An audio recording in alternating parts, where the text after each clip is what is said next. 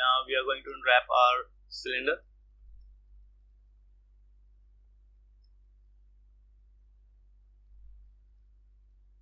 For cylinder, select the cylinder and create cylindrical mapping, and you click on this option box and reset and apply. Close it. So as you can see these red markings here, pick these and close this envelope, press W, and as you can see these faces here, these are the top of our cylinder.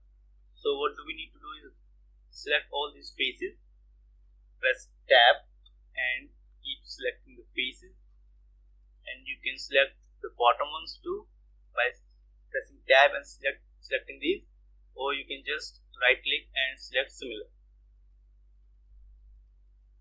And as you can see our faces is facing the Y axis upward, so go to create and go to planner, reset the tool, project from Y axis, keep image width and height ratio, and make sure you fit projection to bounding box. Projection, and your UV is unwrapped. Just layout, and if you apply the checkers on it,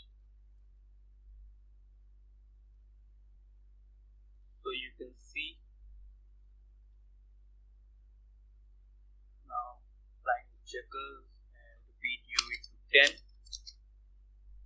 press 6 for texture, and I'm applying the same material to the cylinder.